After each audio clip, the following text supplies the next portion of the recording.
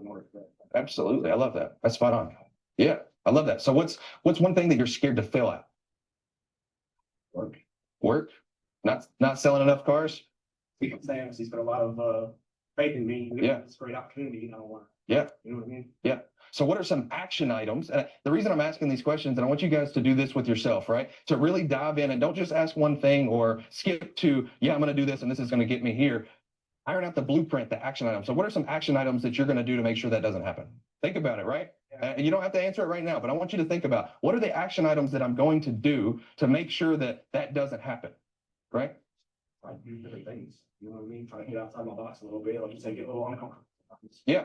And what does that mean?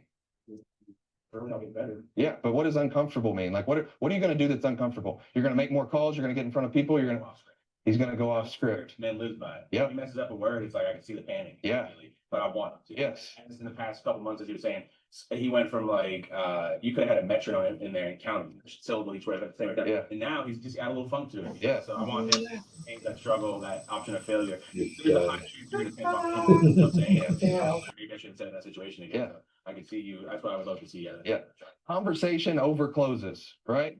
That's what I say. Conversation over presentations and F&I, which could work with sales as well. But having more relaxed conversation, like you're talking to people when you're selling cars, right? And the word tracks are great. They're awesome. They keep us on path. They give us an idea of the way that we should go, right? I don't want anybody to take exactly what I'm saying and say the exact same thing. I do it because I'm most confident that way, right? I've learned from mentors and people that had taught me, but I've also shifted it, like you said, to my own way that I was confident. Confidence is everything. If you're not confident, the customer's going to pick up on that, right? They're going to pick up on that you're not confident, and maybe they think they doubt you, right? So one thing I will tell you is just to keep pushing forward, keep being in the uncomfortable zones, and understand that like you don't have to be perfect, and it's honestly better not to be, right? Be yourself. Find what makes you the most confident and do more of that. You'll attract people and customers that you want to do business with, right? So I'll say that. Change, struggle, grow, succeed. Big part of what we do and why we do it. Created a massive culture at our dealership. All right, we talked a little bit about AI, and I want to see a show of hands. Who uses AI on a daily basis? Not every now and then, daily. Okay, so we've got a good part of the room. Here's what I call the starting five. So in sales, it can get overwhelming sometimes with all the education and knowledge and all the information that's out there. What up, what up, what up? What up, Matt? What up, Jeremy? What up, Big Poppy? What's going on, Michael and Eric? What's going on? Zoom user, I don't know who that is, can't see you.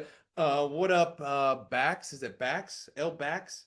Aaron's in the building. We got a couple note takers in the building. I'm sure there'll be some more people flowing in. If you do have a camera, can you please turn it on so I can see your beautiful faces today? We're going to go ahead and start with Jeremy. Jeremy, my man, that video, if you just saw it and you heard a big portion of it, change, struggle, grow, succeed. I want you guys to write that down real quick if you're taking notes. Change, struggle, grow, succeed. What does that mean to you, Jeremy, when you hear those words? Change, struggle, grow, succeed. You're on mute, by the way, brother. I'm going to ask to unmute you, Jeremy. I see you talking. You're on mute, brother. We can't hear you. There we go. There we go. I would say, you really can't become successful without going through the struggles and the change. Am I unmuted now? There we go. No, you're good. Yep, you're good. We can hear you. Sweet. So, I mean, from my understanding, I've been through a couple things. I was paralyzed and stuff. And so going through change as far as just through that, had made me grasp a lot differently on how change affects my life and how everything like that. So I try to implement a lot of that stuff in the car business, try not to get so overwhelmed on different deals, things that change that I can't control. But I would say just becoming successful is probably just a hard thing to do without going through the struggles and making the change and growing. Yeah, I love that. Spot on, man. I didn't know that you were paralyzed at one point. Man, we talk about struggles, right? I mean, I'm sure that wasn't easy mentally, physically, all of the things to push through that moment. I'm sure a lot of people in this room that are hearing that is like, wow, that's a feat, right? That's something that it's a lot easier to do a deal when you've done something like that, right? It's a lot easier to face a customer in the face that it's just a normal everyday thing, right? When you've done something hard, right? That's why we talk about the morning five. Does anybody know about the morning five? Matt, do you know the morning five? Michael, Eric, Jeremy, do you guys know morning five? You guys can unmute if you can. Anybody know what the morning five is and why we preach it? Michael, Eric, you want to unmute real fast? I'm trying to remember. I know we learned it at the beginning of the courses. Yeah. Yeah. The reason that we start with the morning five is because the way that you start your day massively impacts the rest of the day, right? Yeah. If you finish something hard, like a workout, a physical activity, something that is difficult mentally and or physically at the beginning of the day, you have already won for that day, right? You've already completed something that's harder to do than not to do, right?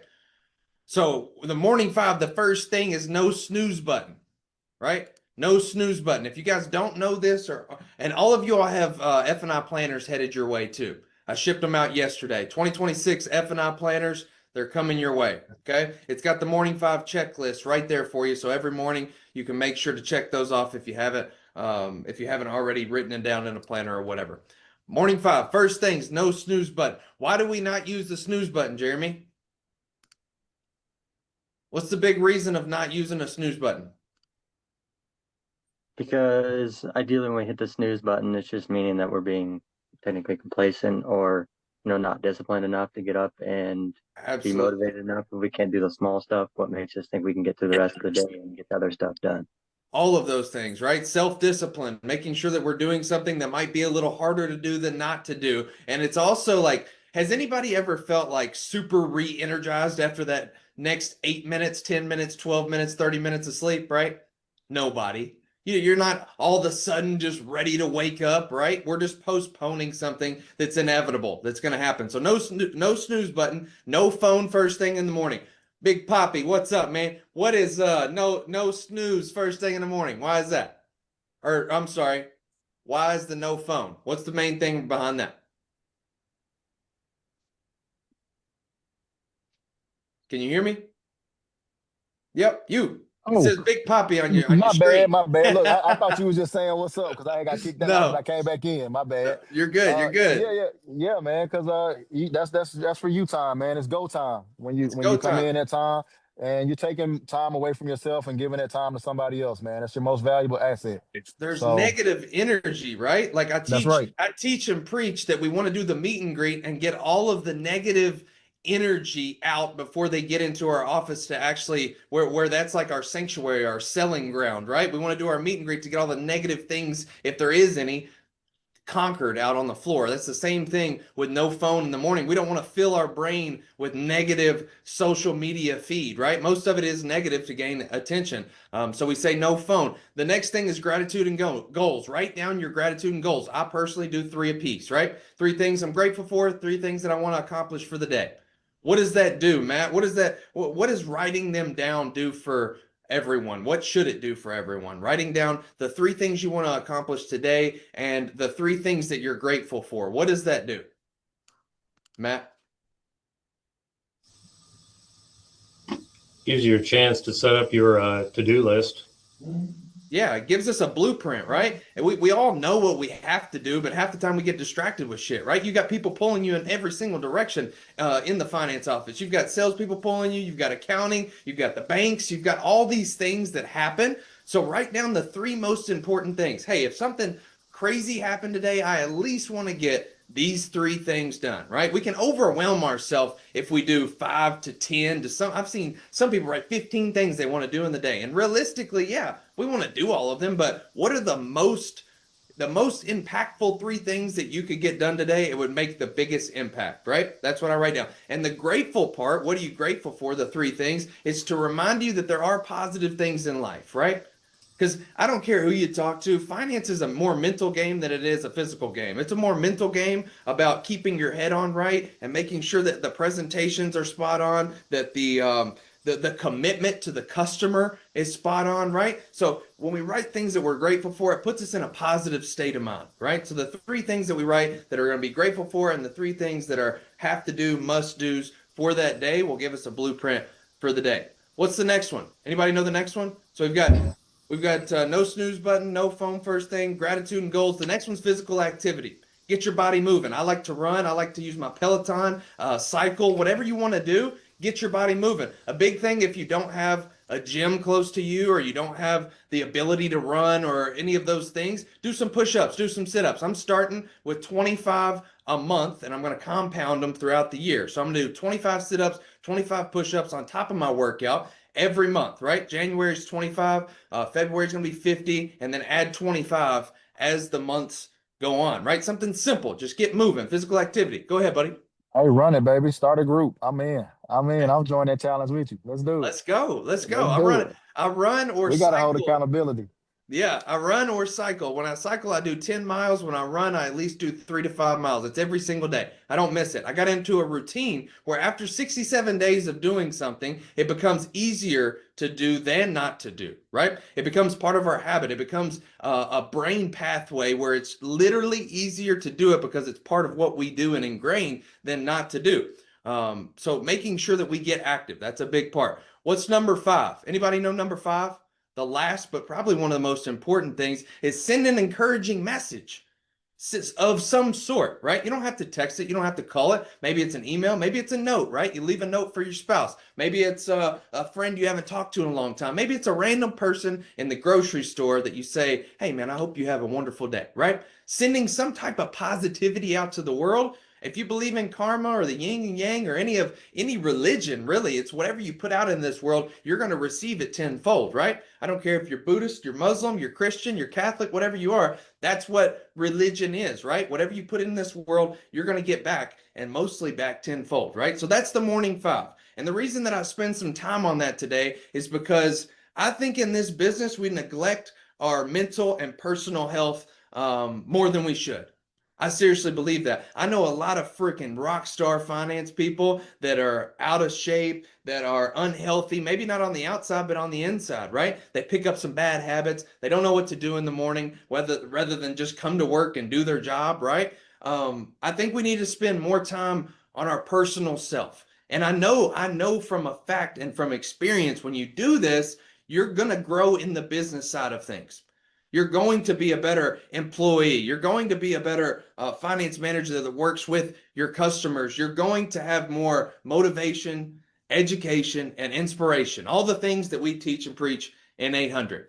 So that's why I've taken 12 minutes today on the start of this meeting to tell you about the morning 5 if you don't know it already. The first one's going to be no snooze. The second one is going to be no phone first thing. We're writing our gratitude and our goals. I like to stick with 3. Keeps it clear, keeps it simple. I know what I'm grateful for. I know what my goals are that day. And then we're going to do a physical activity of some sort for at least 20 minutes, right? Get up and moving. And then the last thing is send a positive vibe in the world. Send an encouraging message.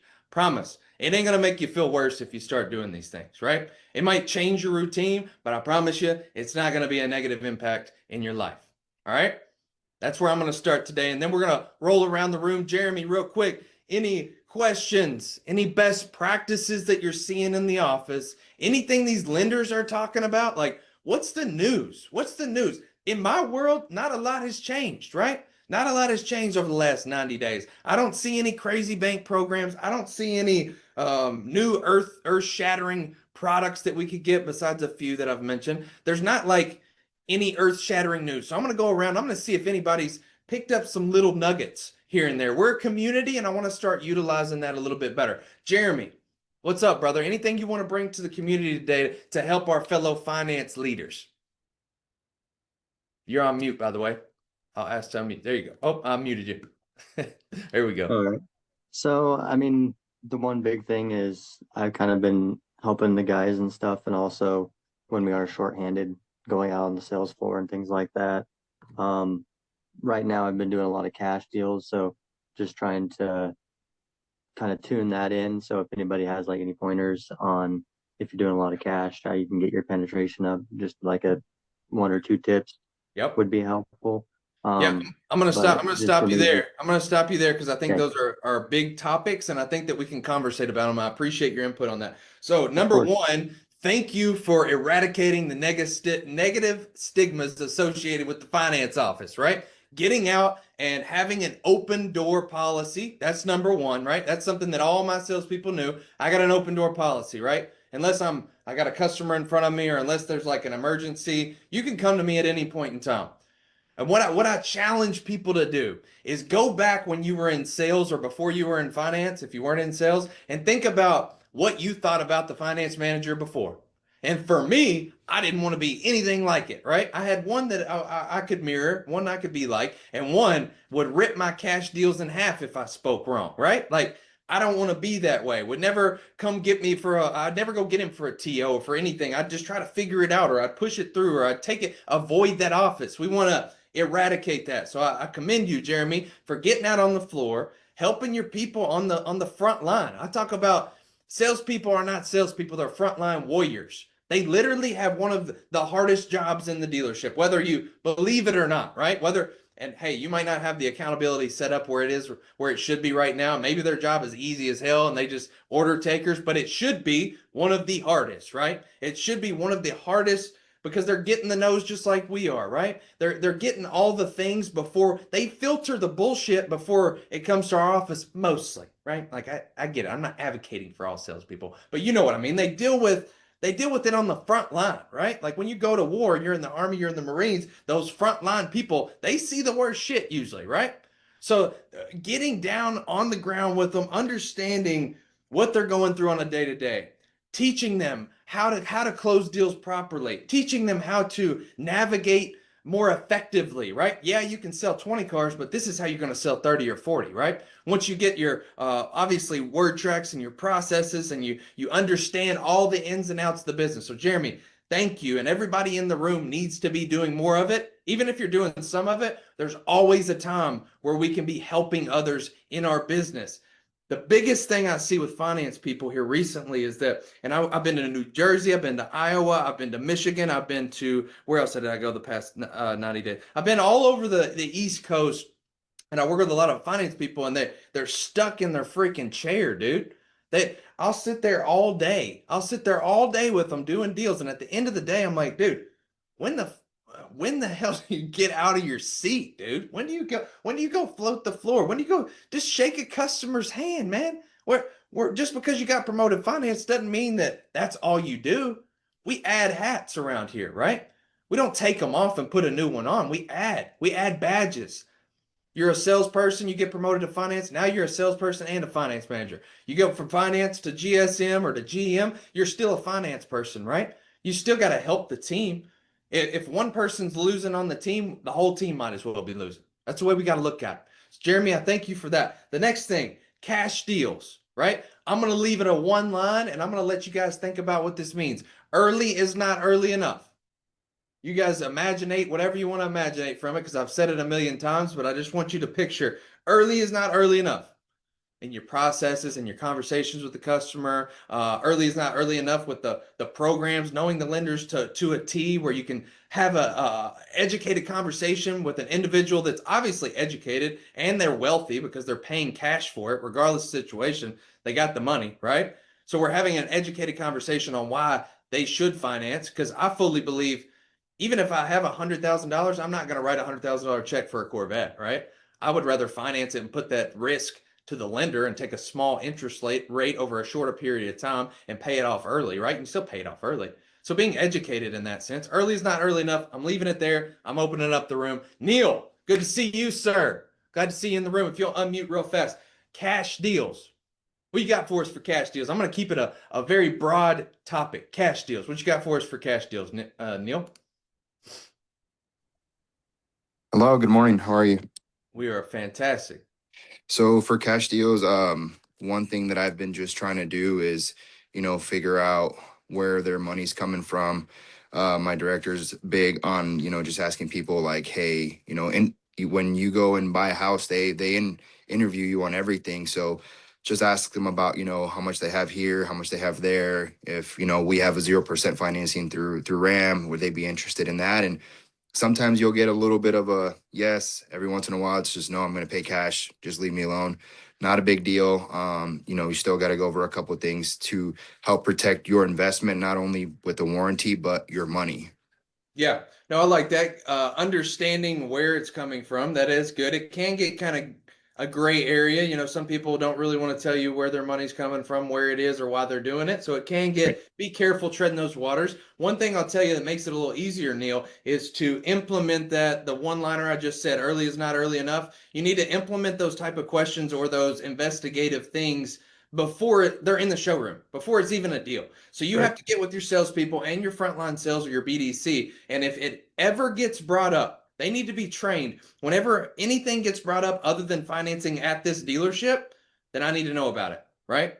Right on. I Yeah. need to know about it. And I need to know about it like as you're on the phone, know about it. Not like you get done with the conversation, you hang up and you bring it to me when you get done filling up the other car that you just sold, and then it's a Saturday and it got busy. So you tell me 10 minutes before I leave, and now you want me to call the customer right 10 minutes before we leave, Right. and they're not coming for a week. You know what I mean? Right. When the customer is on the phone and they say, hey, you know, Neil, I appreciate you, man. Yeah, I'm just going to pay cash for it. Boom. Hey, no problem, Neil. No problem at all. Give me 30 seconds real fast. And they run over to you and they hand you the phone and they say, hey, Neil, I got a customer. He just said he wanted to pay cash. You want to introduce yourself?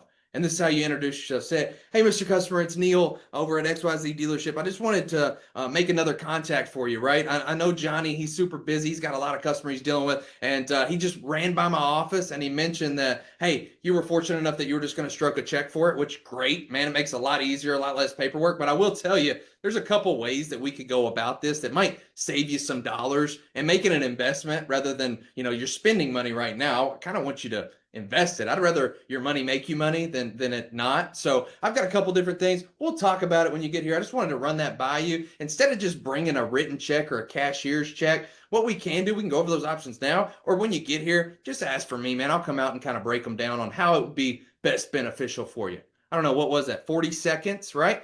Yep. Easy, to the point. I'm not offering, I don't really want to close him there on financing with me, right? If he wants to go into the detail, sure. But I'm just opening that mind of, hey, what if I didn't find it? What if I didn't write a check? What was he talking about? I wonder, how could he make me more money, right? Return on investment. Learning the language that these people speak is the biggest thing, Jeremy. It's the biggest thing that you could do, is learning how these people and different areas are different, right? Different markets are different. I've got a dealer in South Carolina that's a Cadillac dealer, and there are a lot of older retired people that business owners that have sold out their business that they're worth at least $10 million, right? Well, here in Kentucky, we've got some farmers that like to stuff their cash under their pillow for 30 years and come buy a new truck, right? So it's a different type of conversation of how you bring it out. So learn your market, understand the bulk, right? We might get a little piece of everything, but we'll understand them and understand how to communicate with them effectively. And once they understand and trust you, it's easy, man. But Neil, to your point, I don't know how many you've converted right in the moment. It's hard, dude. It is hard to take. If somebody has a check and it's stapled to the deal jacket, written out to the exact penny amount, and you just meet them for the first time, trying to convert them is almost impossible, right? I've done it a few times out of the 8,000 deals. I'm not going to say it's impossible, but it's fucking hard, dude. It is a hard feat. And if we can get involved earlier, just raises our chances. You're still going to get the no, I'm good, I'll just write a check. Cool. But I'd say 12 to 15% out of your cash deals that you do within a year, if you converted them and turned it into a finance deal, you'd at least pick up the reserve. And on those are probably a decent amount. I'd say you're probably talking $40,000 to $50,000 of gross revenue over the year, right? Over just asking or being available. So that's one of the things that I'll input on there. But I do like that, Neil. That is good information. Anything else? Let's open up the room. Anybody want to unmic? Matt, Michael, Eric. Yeah, I'll jump in. So a couple of things that comes to mind is, you know, as finance guys, sometimes we get so caught up in the back end of the deal, we forget about the front end of the deal. So of course, during the customer interviews, like mentioned earlier, is very important, but also familiarizing ourselves with the incentives that are going on. A lot of times people forget about, you know, the extra money that they could have had if they financed overpaying cash, right? So it may have been mentioned on the floor, but you may be able to present that again and change their mind, picking up those extra $3,000 in rebates. And then also, you know, leveraging your rate. But the other thing is painting that picture, being very relatable with what, you know, what that money could be used for. If it's not in the market gaining, you know, money, you know, because a lot of times people in those positions are making those smart educational decisions, right? But reminding them about the kitchen project they've got, the vacation that's coming up, the just those little tidbits, mentioning them. But also sometimes we get so ahead of ourselves, we combine every cash buyer and make them feel like they're all in the perfect situation, and that's why they're paying cash. Yep. And we forget that sometimes these people that have cash, especially on some of these smaller purchases, this may be the only time they actually have that money. And the reason that they're paying cash is because they don't have the credit. So educating that buyer and saying, use your cash now as your leverage to build your credit, right? Because if you educate that customer and walk them through that, now not only did you make yourself some more money, but you also probably created another repeat customer because now they trust you. He guided me, he helped me, he improved my life. That might change the type of living situation they're in. So because I bought that car and I improved my credit, now I can get a better house. My kids can go to a better school, right? And that may be the only time because grandpa died and left them some money, or Trump sent out $100 million or whatever the case may be, right?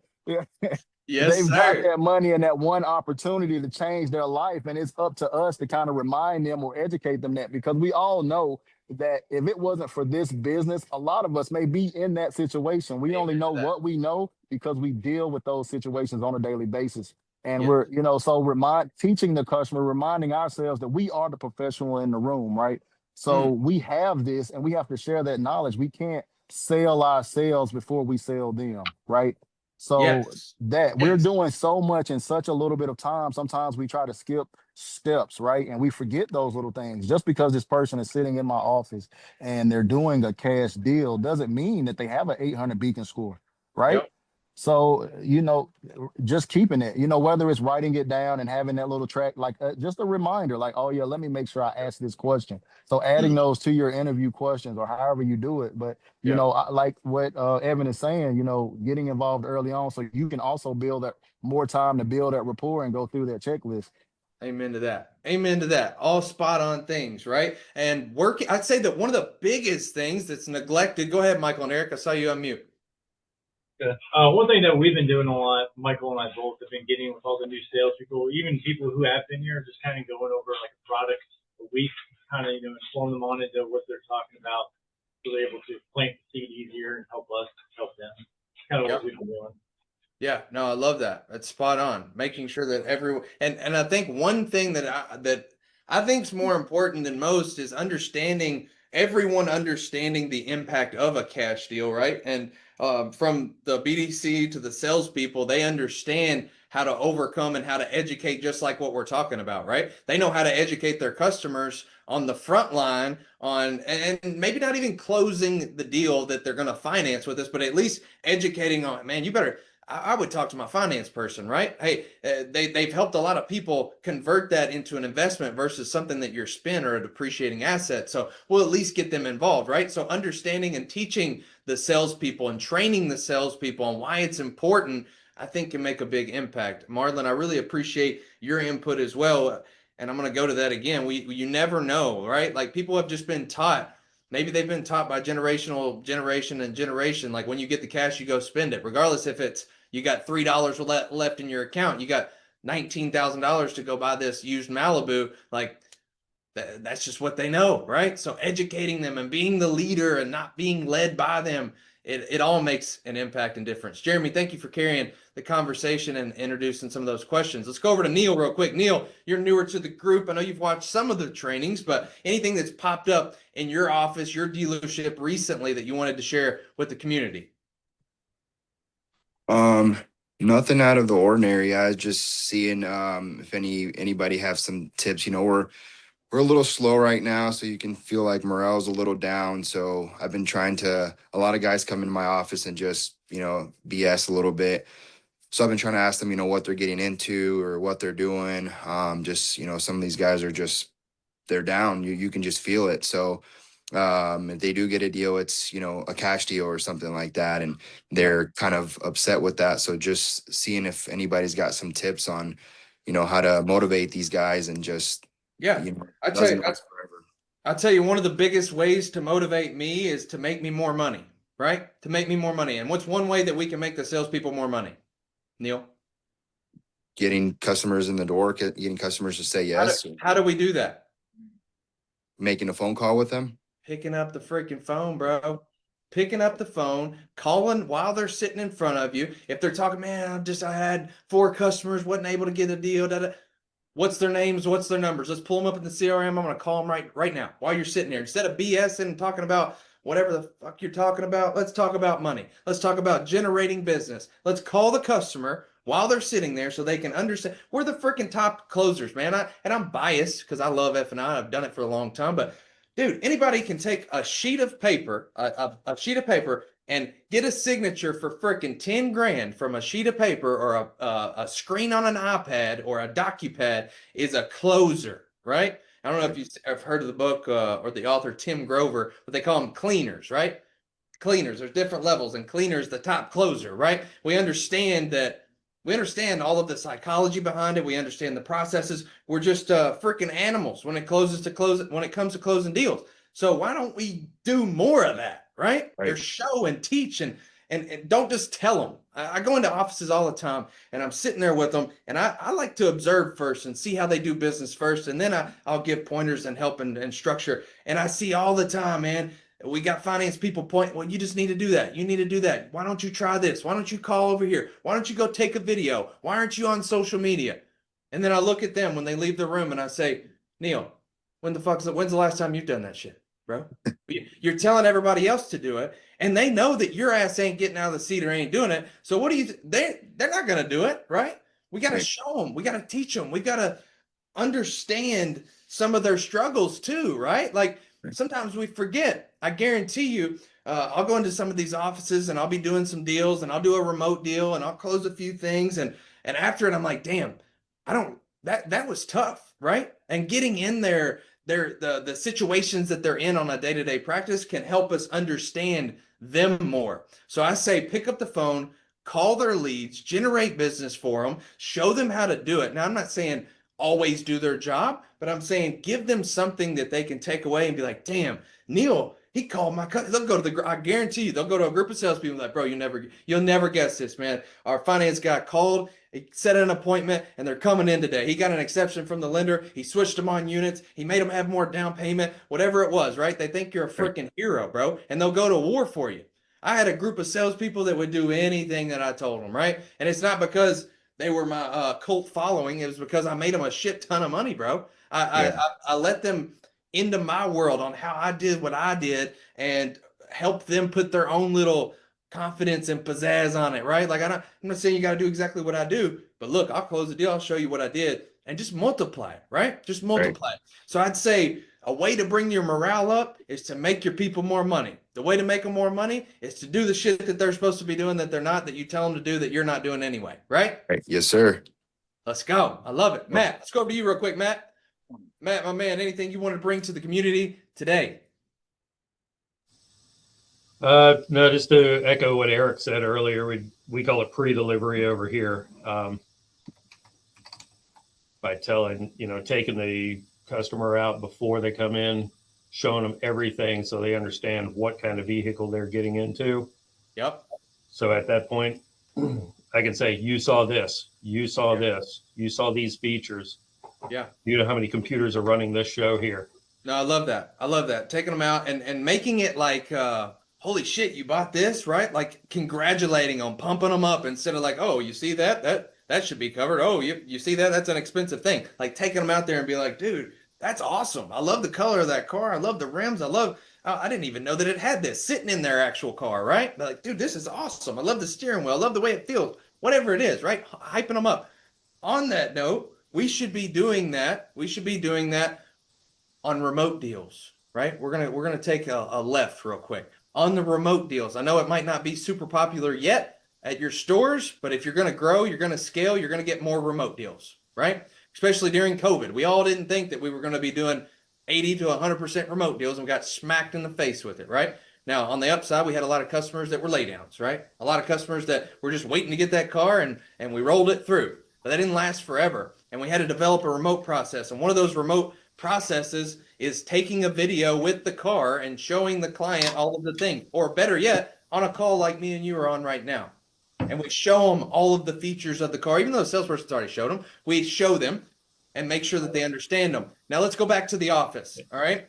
What you should be doing on every single deal, you should have your computer. Who's got two screens? Raise your hand. Who got yeah, most people have two screens or a big screen in their office that they can move multiple tabs on, right? What I always did is I put on the side that the customer could see, I put the car that they were buying. Why did I went to my website and I blew up the pictures, only the pictures, blew them up, big ass screen right there. They can see their car, right? Why do I do that? Because on the dead space, right? The dead space of, that awkward time when you don't know what to talk about or the customer signing something, I'm flipping through those pictures. I'm just looking at it. And eventually the customer's leaning over and is like, oh shit, that's my car. I'm like, yeah, it is, dude. I thought it was pretty cool. I was just looking it over. I didn't know and clicking through the options, right? Just like we do pre-sale or we go out there and physically show them. We do it in our office, clicking through. I didn't know it had those 22-inch black painted wheels. I didn't know it had the heated steering wheel. I didn't know that it had a moonroof. I didn't know that it had all of those things, right? And name off all the options. 80% of the time, I had clients that would be like, oh shit, I didn't know that it had that, right? Our salespeople are good, but they're not perfect, right? They're going to leave out some things. Maybe we can uncover some options they had no idea that they had, right? Or they didn't understand that it was so unique or that they were expensive or whatever it might be. It leads to value building when you go to present your menu. And I do this before I present my menu, mostly, like I try to anyway, right? And that way, when I go through the VSC, I'm just like Matt said, I'm pointing out, man, this is the road hazard. To be honest, I don't even have to explain it to you because you already know these 22-inch wheels are $1,200 a piece. The tires are $400. You're looking at, I don't know, $1,800 every wheel and tire that you have, and you got 4 of them. You hit one of these potholes because our city's great at paving our roads, right? Like you hit a pothole in the interstate going 80 instead of 70 because you like to speed like me, and you're sitting on the side of the road waiting for your third cousin to pick you up from 100 miles away. This is where this comes into play, right? And it's easier to intro and build value on a product that they can relate to that they've seen in the last 6 seconds because you were showing them what they just bought, right? So, Matt, great point. I love that. Anything else that you wanted to bring up today? Now, another fun thing to do is pull up the window sticker, print it out, and then mark the things that don't have computers. I like that. Floor mats. I like that. Printing out the window simple and straightforward. There you go. And you know what all of this does that we're talking about? All of this makes a unique experience for that customer. All of this makes a customized feeling for that customer, right? If you take the time and it takes us seconds, right? It takes us seconds to print it out and highlight the thing, especially as you make it routine. It takes us seconds to pull up their actual vehicle. It takes us seconds to make this unique experience that they feel like you've taken time out of your day to custom fit it to them, right? They feel appreciated. When I feel appreciated, I think I gain a little more trust, right? When we gain trust, what does that do, Jeremy? When your customer trusts you more, what typically follows that trust? They listen more. Dollars, and bro. figure you out. Dollars. We're able to reach in their pocket and grab out a couple $100 or a couple thousand here and there a lot easier if they trust us, right? And it's not because we're malicious. It's because they understand we really care about them. And I'm not saying do it wrongly, but do it because you actually care about them, gaining their trust and getting them to understand you're doing it for a purpose greater than your own for them makes a massive difference. That's when you're going to run big numbers. That's when you're going to have customers and who just talked? I can't remember who talked about creating that customer forever, right? Creating that customer, Marlon, creating that customer that's an infinite customer that comes back to you, that sends you more people. Can't tell you, and I'm going to wrap it up on this because I know you guys are busy, right? I'm going to wrap it up on this. I know that you've got customers, and just think of their name. You probably remember their names that were 800 beacons, that were paying cash, that were a pain in the ass to every person that they talked with.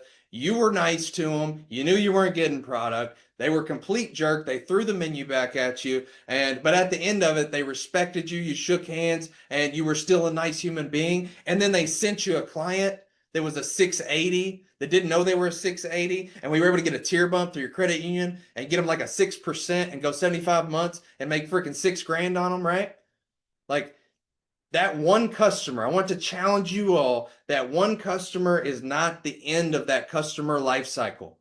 That one customer is just the start of many branches. Think of it like a tree, right? Many branches. It's the biggest branch. It's the start. But I'm sure there's plenty of people that if you do your job right and you do it well, they're going to refer you. And I guarantee you that circle of people might not be all 800 beacons that pay cash that are a pain in the ass. I guarantee you they got cousins, they got friends, they've got employees, they might own their own business, right? I've had business deals that have brought me tens, if not dozens of customers outside of a business cash deal.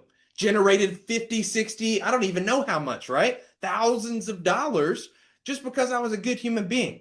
I took the time to care about them. I took the time not to be pissed off and not shake their hand at the end of the deal and be red-faced because they didn't buy anything, right?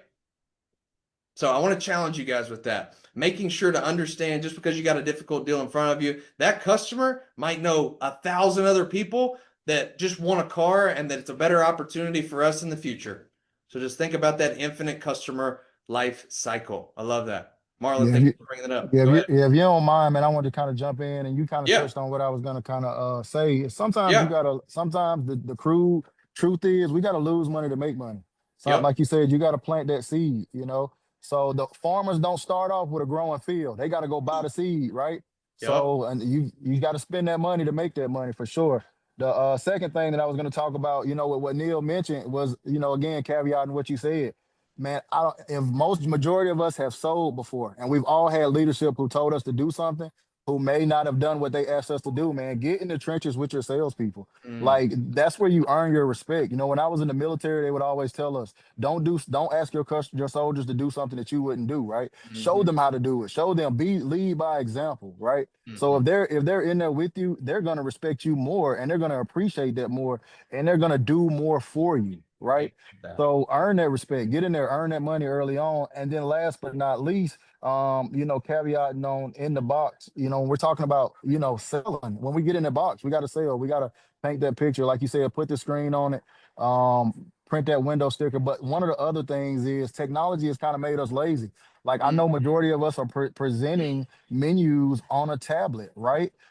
I make my customer sign a physical declination after they've signed all of that stuff still, because it mentally makes them say, and it says on there, I am taking sole responsibility of any mechanical failure that happens after the day's purchase, right? Because that is different. On a tablet, how many people have accepted a user agreement or an agreement that they didn't read? So I summarize that into a small paragraph and a few lines that has some red writing on it, right? That makes sure that they know this is on you. Don't call Marlon and say, oh, Marlon, you screwed me. I did it. Man, I tried to help. I did everything I could, right?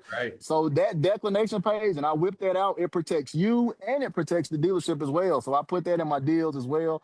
And it doesn't work 100% of the time, but believe it or not, I have changed people's minds, because when you ask them to sign something and they're putting their name on it, they're like, well, what is this I'm signing? Exactly. That's right.